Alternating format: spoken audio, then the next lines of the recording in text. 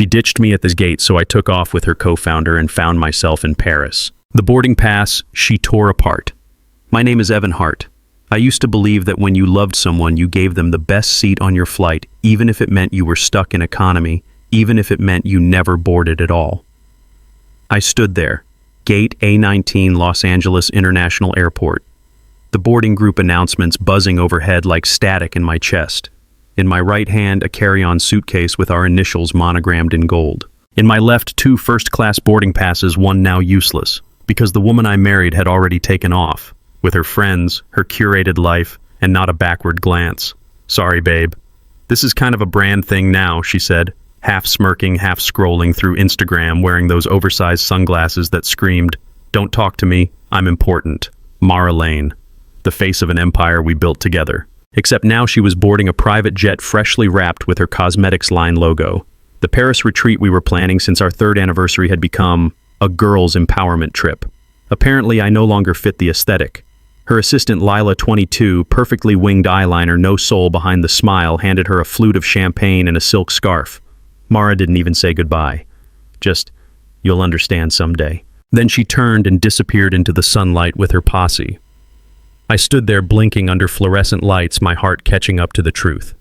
She left me, not just at the airport, not just from this trip, from everything. I walked, just walked, past the food courts, past the perfume-drenched duty-free shops, through every memory I could taste from when we used to dream about Europe on our tiny studio balcony, clinking wine in mason jars, whispering someday like a secret spell. That someday was now, and I wasn't part of it. But just before the pain became too sharp, before the shame could settle into my bones, I remembered something. I still had the 2nd boarding pass, and I had 480,000 frequent flyer miles, and I had nothing left to lose. I turned around, walked to the counter, looked the airline agent straight in the eye and said, "First-class ticket to Paris. One way. Leaving tonight." She blinked, typed, looked up. "We have 1 seat left, Mr. Hart. Shall I book it? Please do."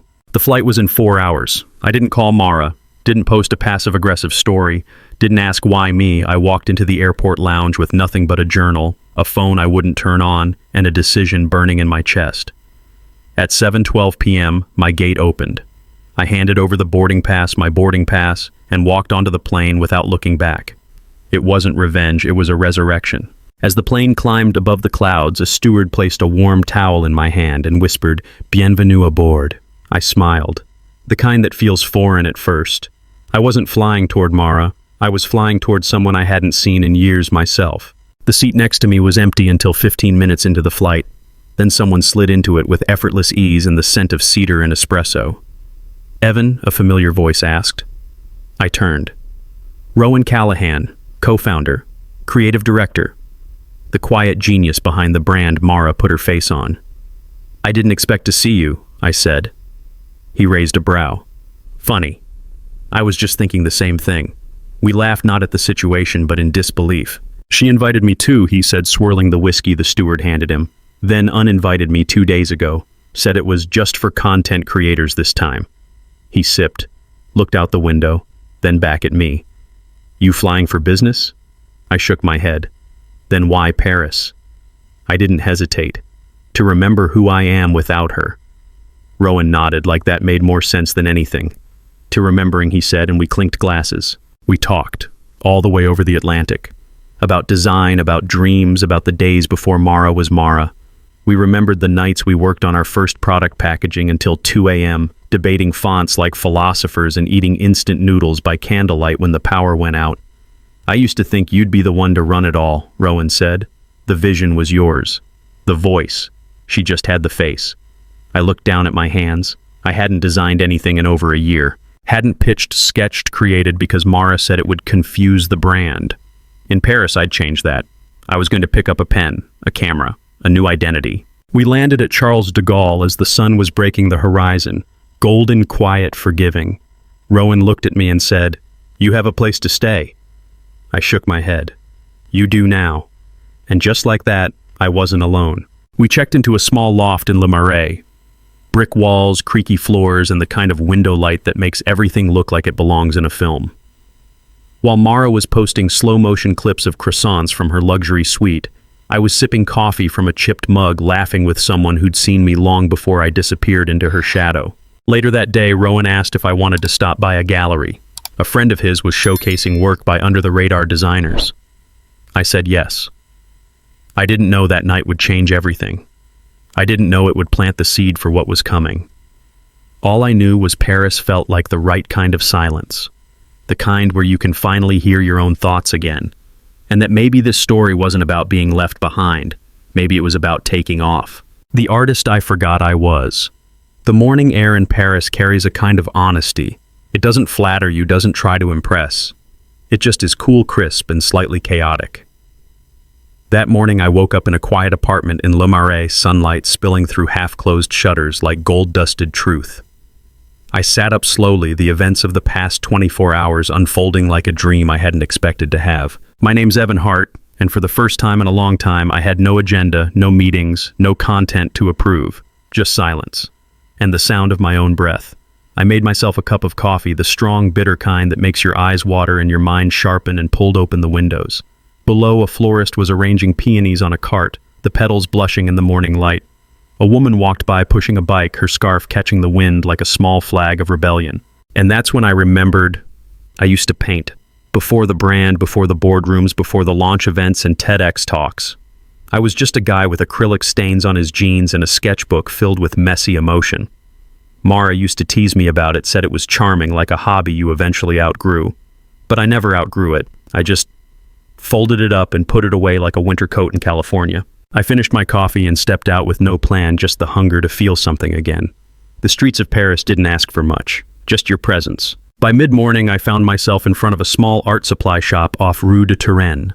The window was filled with watercolor sets and blank canvases like invitations waiting to be accepted. I walked in, the little bell above the door chiming softly behind me. The woman behind the counter had paint under her fingernails and wore a sweater 2 sizes too big. She didn't ask me why I was there. She just smiled and pointed toward the brushes. I left with a canvas roll tucked under my arm, a small box of oils, and a notebook, not leather-bound this time, just a humble craft paper journal with a faded red spine. It felt right. That afternoon, I walked along the Seine, sketching buildings that leaned into one another like old friends' bridges that held centuries in their stone. I didn't draw well, not yet, but the point wasn't perfection. It was remembering. Remembering what it felt like to see something beautiful and want to capture it just for me, not for likes, not for engagement, not for Mara's press kit, just for the silence between the lines. Later that day, I stopped at a cafe with no English menu, which somehow made it taste better. I scribbled in the journal between bites of buttery croissant and sips of dark espresso. Around me, no one cared who I was or what I'd built. I was invisible in the best way. Not ignored, unburdened. It was liberating. And then just before sunset, something unexpected happened. I walked into a small gallery near Place des Vosges, the kind of place with white walls and uneven floors. And there at the far end was a piece that stopped me cold. It was a charcoal sketch of a man sitting at a table alone, framed by an open window.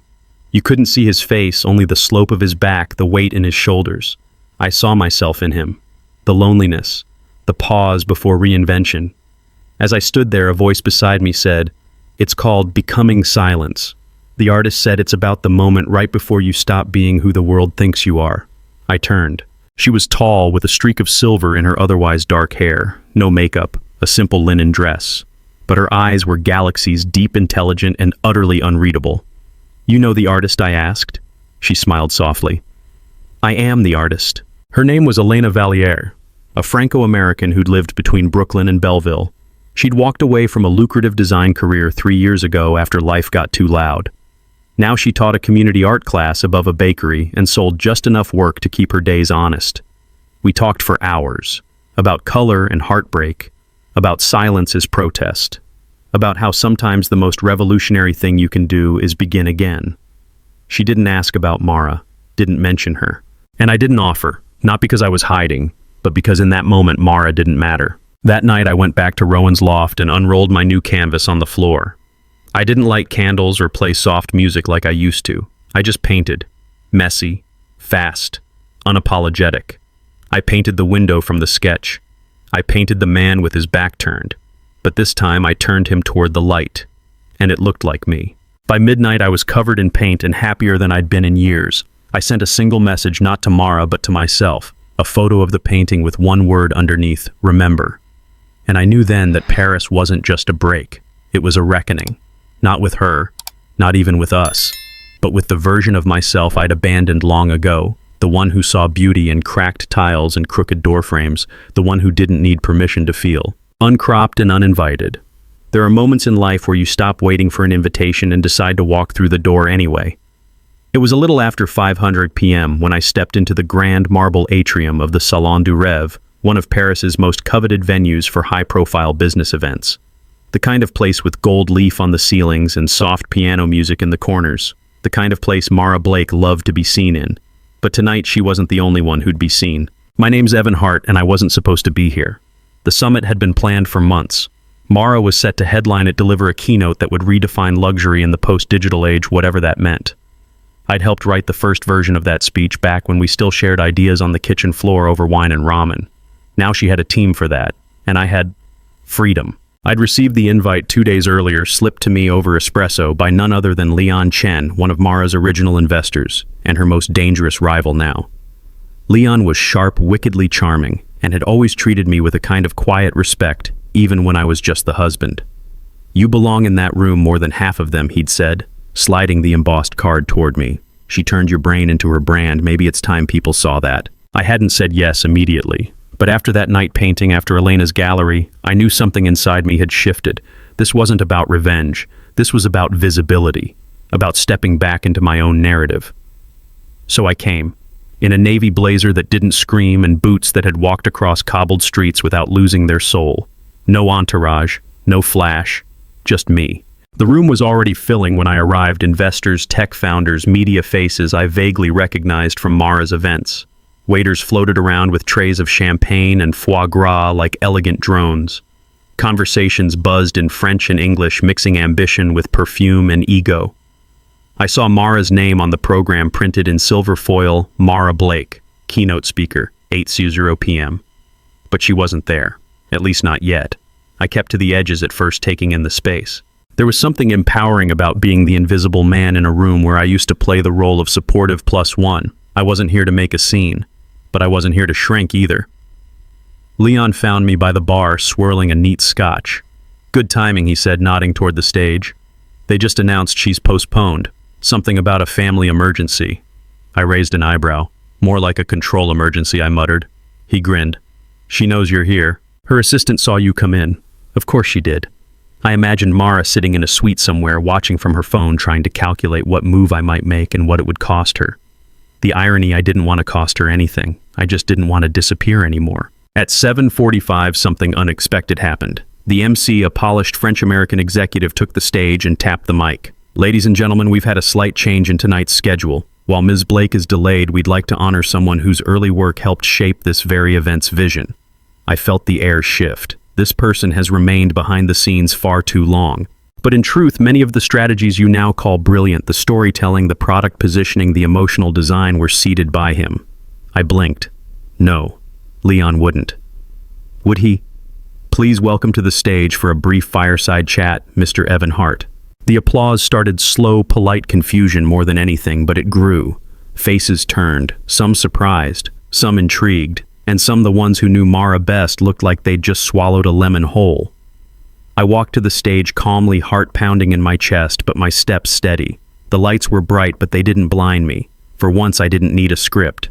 They asked me about the early days, about the vision behind Mara's brand and how we crafted intimacy into scale. I talked about empathy, about how products should feel like they know you, not the other way around. I didn't mention Mara by name, but I didn't protect her either. I spoke about what it's like to create in the shadows, to give everything and watch someone else take the bow. But I also spoke about waking up, about Paris, about what happens when you stop cropping yourself out of your own frame. When I stepped off the stage 20 minutes later, something had shifted. People came up, investors, journalists, young designers asking questions, thanking me for the candor. One woman, barely 30, told me my words helped her realize she'd been doing the same thing in her marriage. "You made me feel seen," she whispered. "Not just as a wife, as a builder." That hit deep. By the time the dinner started, Mara still hadn't arrived. Or maybe she had and chose to leave. Either way, her empty seat said more than any keynote ever could. I sat beside Leon, who leaned over and said, "You just became the most interesting man in this room." I smirked. "Let's not get carried away." He raised his glass. "To not being cropped." I clinked mine against his. Back at my apartment that night, I stared at my reflection in the window. I looked the same, but something behind my eyes had changed. I wasn't chasing applause, I wasn't proving anything, I was finally undeniably visible. The applause was still humming in my ears when I stepped off that stage, not roaring, not wild, just enough. The kind of applause that doesn't shake the room but echoes in your ribs long after it ends. A few months ago, I would have brushed it off, told myself it didn't matter, that the work was enough. But tonight, I let myself feel it. Because this time, it wasn't for a version of me someone else curated. It wasn't because I wore the right blazer or smiled at the right camera. It was for something I built. Quietly, relentlessly, honestly. I slipped out of the main hall during dinner, needing air more than a wine pairing. Found myself in a long marble corridor lined with mirrors that seemed to reflect every version of me I'd been in the last decade, husband, designer, ghost. And there, in the quiet of the hallway, I saw someone unexpected. Lila, Mara's assistant. She wasn't in her usual slick bun and smudgeless red lipstick. Tonight, her hair was loose, eyes softer. She looked like someone trying to hold too many things at once, including regret. She stepped toward me, voice almost hesitant. "She's watching, you know. From the hotel. She was going to come. But then she saw your name on the program." I nodded. I figured. "She asked me to tell you something," Lila said, reaching into her coat. "But I didn't bring it." That surprised me. She paused, exhaled. "She doesn't understand why this hurts. Not really. And I'm not sure she ever will. But I do." I tilted my head. "She made me crop you out of so many photos," Lila said, voice cracking just a little. "Even when it made no sense. You were always there. And now people are starting to ask who really started it all." I didn't answer. Didn't need to. Because here's the thing. The truth always comes for you. Not with noise, but with timing. And this was mine. Lila handed me a card anyway, blank, but I knew what it meant. "If she ever says she's sorry," she whispered, "make sure it's not just because she lost the spotlight." Then she turned and walked away. I stayed in that corridor for a while, my reflection still split into mirrors I no longer needed. When I walked back into the venue, I didn't need validation. I didn't need to be announced. Because something had finally landed in me, deeper than applause, heavier than revenge. I never disappeared. I was just waiting for the frame to be mine again. The one they never planned for. The thing about becoming visible again is people notice. And not just the ones who were rooting for you. The ones who left you behind start noticing too. They start texting, calling, spinning, trying to rewrite the story they were so sure they controlled. But I wasn't in Mara's narrative anymore. I was in mine. The morning after the summit, I woke up to a Paris that looked different. Not because the city had changed, it hadn't, but because I had. The air felt sharper, like it was made for clarity. I poured coffee into a chipped ceramic mug Rowan had found at a flea market and stood by the window of the loft in Le Marais. My inbox was on fire. Not with apologies, with offers, collaborations, interviews. People wanted to hear more. Not from the brand, from the builder. It was surreal. A week ago, I was a prop. Now I was a headline. But what surprised me more wasn't the outside noise, it was the quiet voice inside that said, "You're not done yet." I needed something else. Not a stage, not a spotlight, something real. Something that reminded me why I started all this in the first place, before the logos, before the launch parties, before Mara's approval became a currency I kept trying to earn. Rowan knew it before I did. "Come with me," he said that morning, sipping his espresso like it was strategy. "There's a workshop I think you'll want to see." I hesitated. Not press, not PR, just people making things again. That's all I needed to hear. We walked through cobbled side streets and alleyways that glimmered in soft morning light until we reached an old converted print shop in the 11th arrondissement. Inside, artists, designers, photographers. Some young, some old, all with smudged sleeves and eyes that lit up when they talked about their work. There were no titles here, no panels. Just tables covered in ink, light boxes, wire sculptures, old-school sketch pads. Rowan introduced me to a woman named Thalia, mid-50s, black overalls, short gray curls, paint splattered on her cheek. She was a textile artist, and when she shook my hand, she looked at me like she already knew I wasn't just passing through. "You're here to remember something," she said in French accented English. "Not learn it." I nodded. I didn't even have to explain. She set me up at a corner table, rolled out craft paper, set down a tray of charcoal sticks, ink pots, brushes. No rules here, just start. I stared at the blank paper for a while. My hands hovered over the tools like they weren't mine. But then, I picked up a piece of charcoal and began sketching. Not Mara, not her products, not even the brand. I drew doors, half open, cracked, locked. One of them broken off its hinges entirely. It made no sense, and yet it made all the sense. Thalia came by an hour later. Her eyes landed on the page. "Those aren't doors," she said quietly. "They're versions of yourself. Some you outgrew, some you're afraid to open." I looked up at her, stunned. "Is this therapy disguised as art?" She grinned. "Is there any other kind?" By the end of the day, my hands were black with ink. My phone was still off. And for the first time since boarding that flight, I wasn't thinking about Mara at all. I wasn't even thinking about how far I'd come. I was thinking about what came next, not in some grand career arc or redemption arc, just in life. We left the studio as the sun was setting. Rowan said he had to meet with someone, another designer we used to work with, now launching their own line. "You should come," he offered. But I shook my head. I needed space. I wandered. That's the thing, Paris is perfect for wandering. At some point, I ended up by the river again, watching the lights shimmer off the water like falling memories. That's when I saw her, Elena, from the gallery. She was sitting alone on a bench with a book in her lap and a scarf wrapped around her shoulders. She looked up as I approached and gave me a small nod like we'd been meeting there all along. "You look less haunted today," she said, gently closing the book. I smiled. I spent the day drawing doors. "Were any of them open one?" I said, surprising myself with the honesty. "Then that's the one you walk through," she said, as if it were that simple. Maybe it was. We sat in silence for a while, letting the city breathe around us. She spoke again, voice softer this time. "Mara came to see me." I turned toward her. "What, she came to the gallery yesterday. Said she wanted to buy Becoming Silence. Offered double the price. Told me she felt deeply moved by it." I blinked. "Did you sell it?" Elena shook her head. Told her it wasn't for sale, and that the man in the sketch had already started becoming someone else. A silence fell between us. Not awkward, powerful. Then she turned to me and said something I'll never forget. "You don't need to erase her to become yourself, Evan. But you do need to stop letting her edit your story." We parted ways at a metro stop. She kissed both my cheeks in that French way that's neither romantic nor casual, just human. "Don't forget the open door," she whispered, then disappeared into the night. Back at the loft, I found Rowan sitting at the kitchen table with a bottle of wine and 2 glasses. He raised one. To the guy who got a standing ovation and didn't even flinch. I sat, poured, sipped. But I was somewhere else. Not lost. Just searching. Because this wasn't the end of the story. Not even close. Something was blooming inside me, a new language, a new rhythm. And I had a feeling Paris had one more chapter waiting to be written. But not by Mara. By me. The offer, she'll regret. Some moments knock louder than others. It was nearly noon when the email landed.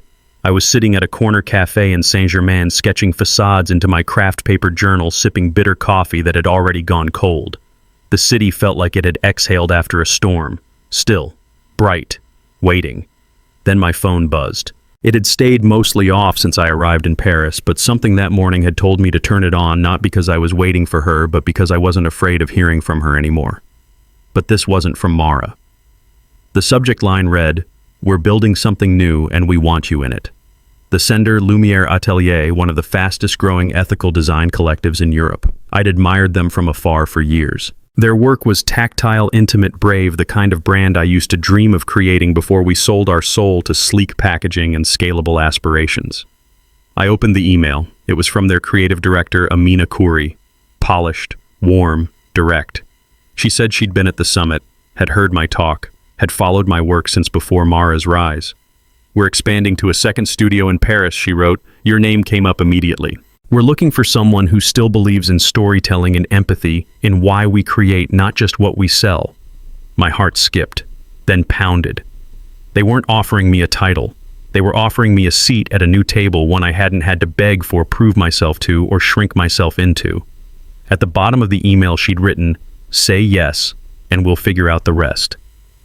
I stared at that line for a long time, say yes.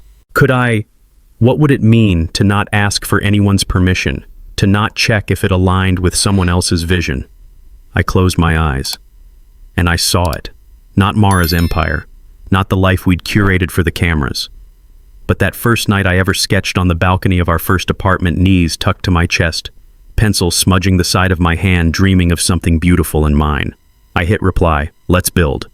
Then I turned my phone off again, not to escape, but to choose. I didn't need the noise right now, I needed paint. Back at the loft, Rowan was flipping through old prototypes we'd once designed for the first skincare line, hand-printed labels, recycled glass jars, a series we'd never released because Mara said it didn't look premium enough. Rowan looked up, grinning. Remember these? I nodded. She said they looked too honest. He laughed. Maybe that's why I liked them. We sat on the floor, surrounded by our old work like it was archaeological evidence of who we used to be. Then Rowan turned serious.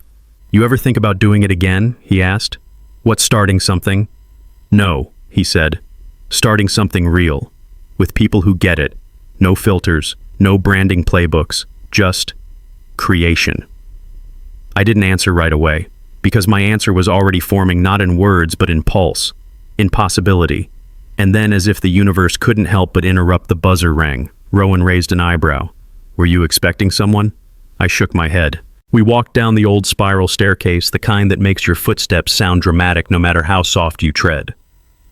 He buzzed open the door and froze halfway. I stepped forward. There she was, Mara, in Paris, on our doorstep. She wore a trench coat over a dress I recognized from one of her old campaigns, the one I'd helped style before her team replaced me with a trend forecaster. Her sunglasses were still oversized, but this time she took them off. Hi, Evan. Her voice was quieter than I remembered, less curated. Rowan stepped aside, jaw tight.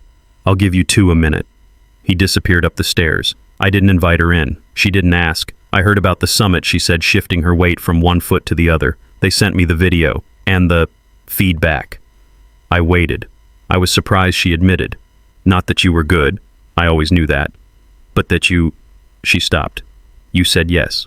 Without me. It wasn't a question. But I answered anyway. Maybe that's what I should have said years ago. She swallowed. I came to Paris to... Her voice wavered and then steadied. To say I was wrong. About a lot of things. You didn't fit the brand because you had a soul. And I didn't know how to lead with one. A part of me, the part that still held pieces of our old life, softened. Because I knew how hard it must have been for her to say that. But another part of me stayed standing in the doorway. Because I had done the hard work of letting go, and she was just now catching up. I'm not here to ask you to come back, she added. I just wanted you to know I see it now. The man I edited out. I nodded quiet. Thank you for saying that. She took a breath like there was more, but I didn't need to hear it. You know, I said gently, you always said I was good at being invisible, that I balanced your light, but I wasn't balancing you. I was burying myself. I know, she whispered. Maybe next time you build something I added, leave room for someone else to shine too. She nodded, bit her lip. Then she did something I hadn't expected. She smiled. Not the stage smile, a real one. Small, human. You look lighter, she said. I am. She turned to leave, then paused at the steps. If you ever want to talk, not about business, just about how we got here, I'd like that. I didn't promise anything. But I didn't close the door harshly either. She walked away, and I closed it, softly. That night I painted again. This time it wasn't a window or a door. It was a river. And on the bank stood a man barefoot holding a notebook and a brush. Behind him shadows, ahead fog, but right where he stood light. I didn't label it, didn't post it, didn't explain. It was enough that I made it, that I felt something move through my hands that had nothing to do with profit margins or brand tone, just presence, just truth. I sent a photo of the painting to Amina with one line, "Let's do this honestly," she replied 5 minutes later. Always. This wasn't closure, this was ignition, and I was finally holding the match. New light, old hands. 3 days after Mara showed up in Paris and walked away without asking for anything more, I stood in the soft light of a raw studio space in Belleville, surrounded by canvases that hadn't yet been stretched, jars of pigment that looked like earth and rust and longing. The place smelled like turpentine dust and fresh intention. Lumiere Atelier wasn't flashy, That was never the point. It was a wide room with high windows and low expectations, the kind of place where ideas didn't need to be perfect, just honest. Amina met me at the door with a quiet nod and a clipboard, her braid tucked into a low bun, a black coffee in one hand and paint on her jeans. "Welcome to the other side," she said simply. No applause, no staged onboarding, just space, breath. A bench by the window with a clean sheet of paper and a chair pulled out like it had been waiting. I sat. It had been so long since I was allowed to start something this way, not with a meeting agenda or a deck or a timeline. Just a sketch, a flicker, a question. Amina left me alone for the first hour. I listened to the other creatives move around the room, someone humming, someone sweeping, someone rearranging dried eucalyptus into mason jars. This was not Mara's version of beauty. This was the kind that didn't ask for validation, that didn't perform. I opened my craft journal and began to trace the shape of a building I'd seen that morning, the way it leaned slightly cracked but not crumbling, full of character it didn't apologize for. And I thought maybe that's who I was becoming. A structure that hadn't been maintained by the outside but still stood because the foundation had always been stronger than anyone gave it credit for. That afternoon I sat in on a strategy circle. It wasn't like anything I'd been a part of before, no PowerPoint slides, no clickers, no rehearsed jargon, just ideas, human ones. What if we let the user be the artist? What if failure was a built-in part of the product? What if we made something not to sell but to see? I didn't raise my hand at first. Then I did. And I said something simple. What if we started from memory, not from market research? Heads turned, not in shock and agreement. And just like that, I was in. Not because of my resume, because of my resonance. Later that evening, Rowan dropped by the studio with a bottle of wine and a grin. He leaned in the doorway, took in the scene, then raised his brows. "You look like someone who forgot what gravity feels like." I smiled. "You could say that." He handed me the bottle. "To weightlessness." We poured glasses into paper cups and walked out onto the small rooftop where the Paris skyline looked less like a postcard and more like a possibility. We talked about starting again, not just in business, but in belief. About the risk of showing up fully. About how for years we both shrank to fit Mara's shape. And now we were reclaiming our own. "I've got a name for it," Rowan said, his eyes scanning the rooftops. "For what I asked. For the thing we build next." He took a sip. "Unbranded." I laughed. "That's ridiculous." "Is it?" he asked. "What if we made something that was all about stripping back, no labels, no projections, just pure function and feel? Design that doesn't scream, it whispers, like this place." I didn't say yes, not yet, but I didn't say no. And the idea didn't leave me. Not when I walked home, not when I passed the bakery where Elena had once sketched faces in flour, not even when I opened my phone that night and saw another message from Mara unread. I didn't open it. I didn't delete it either. It didn't own me. That was enough. The next morning I met Elena by the canal. She wore the same linen coat and that quiet, contemplative expression that always made me feel like she was walking through the world 5 seconds ahead of everyone else. We didn't hug. We just started walking. She asked about Lumiere. I told her about the sketch. She asked if I felt free. I said not yet, but close. But then we sat by the water on a bench that tilted ever so slightly to the left and watched the city move in reflections. She reached into her bag and handed me a small square of thick paper. On it was a print, a lino cut of the same window I had painted, but from a different angle. My angle. "I saw your painting," she said. "I felt this." I didn't know what to say. So I said thank you. Sometimes, she added, we forget that art isn't just for the world. Sometimes it's how we write letters to ourselves. I thought about that all the way home. That night I wrote one more. Not to Mara, not even to myself. To the version of me who used to be afraid of being seen, who used to think that love meant staying small so someone else could shine. I told him, "You were always enough. You just forgot the shape of your own light." I signed it Evan and tucked it into the back of my sketchbook. Then I dipped my brush into ochre and began a new piece. No references, no strategy, just feeling, just breath, just mine. When the frame no longer fits. I didn't expect the email from Mara. Not after the silence. Not after Paris had already begun to redraw the lines of who I was without her. But there it was, sitting quietly in my inbox with the subject line, "Can we talk?" It wasn't the demand-filled chaos she'd thrown at me the first few days after I left.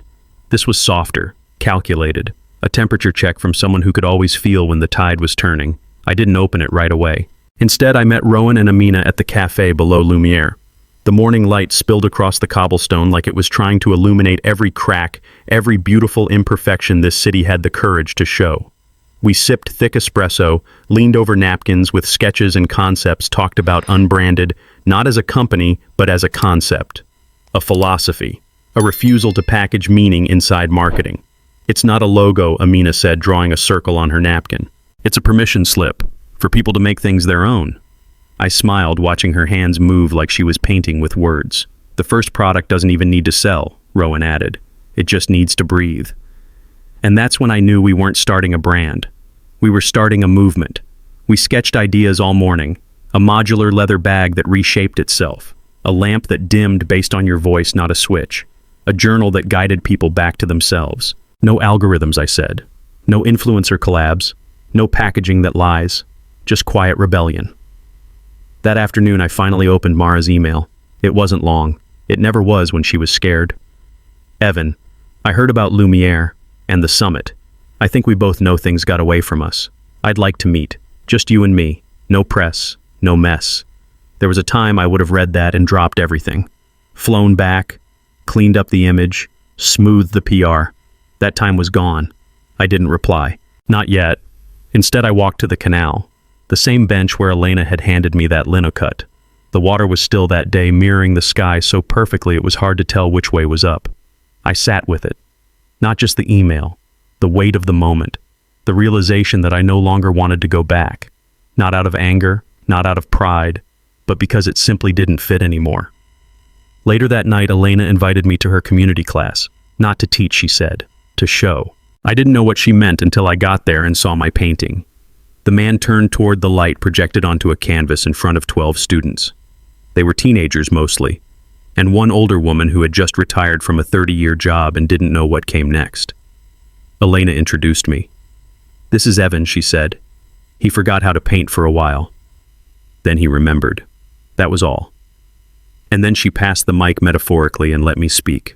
I didn't give a lecture. I told them the truth, that I had once built something beautiful and then got erased from the credits, that I stopped painting because someone I loved told me it was amateur, that it wasn't until someone else saw me again, not as potential but as a person, that I picked up a brush.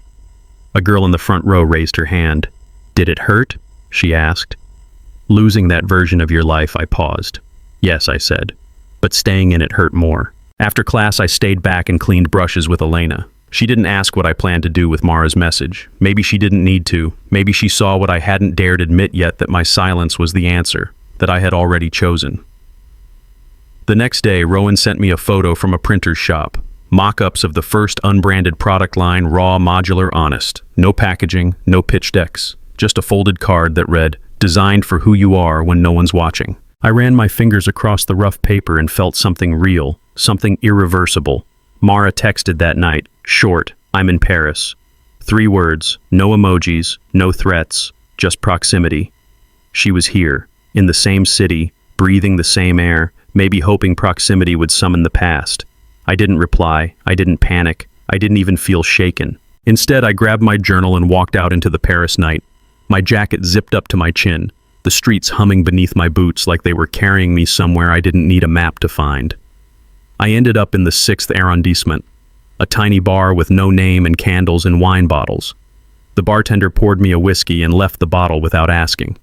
A group of older men played jazz in the corner, the kind that wasn't polished but full of stories.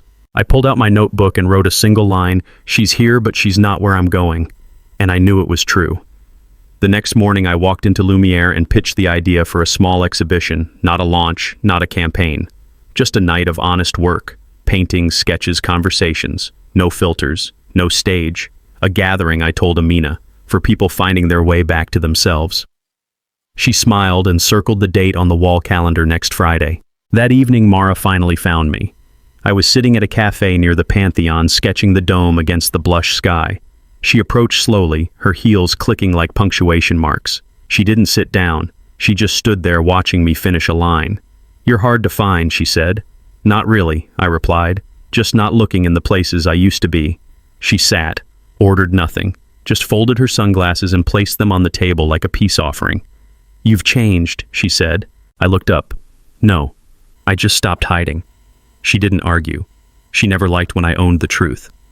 "I miss us," she said. "I miss who we were." I nodded. "I miss him too. But he's gone. And I'm okay with that." She looked out at the street like it might hand her a different version of the story. One where I came back, one where I asked for a seat again. But I didn't. I told her about the exhibition, about Unbranded, about the class. She listened, but not with the ears of someone celebrating, with the ears of someone realizing too late that they'd underestimated the quiet one. When she finally stood to leave, she didn't ask me to come back. She just said, "I hope you find what you're looking for." I watched her walk away, her silhouette shrinking into the crowd, and I felt nothing but peace. That night, I painted again. Not windows, not people, just light, diffused and wild and undefined. And when I was done, I didn't sign my name, I just wrote one word in the corner: enough. The night I didn't need her to see me. The night of the gathering arrived without fanfare. No hashtags, no press list, no velvet ropes, just a handwritten sign in the front window of Lumiere, "Unbranded, work in progress." And that was enough. Inside, the space had been transformed not with money, but with intention.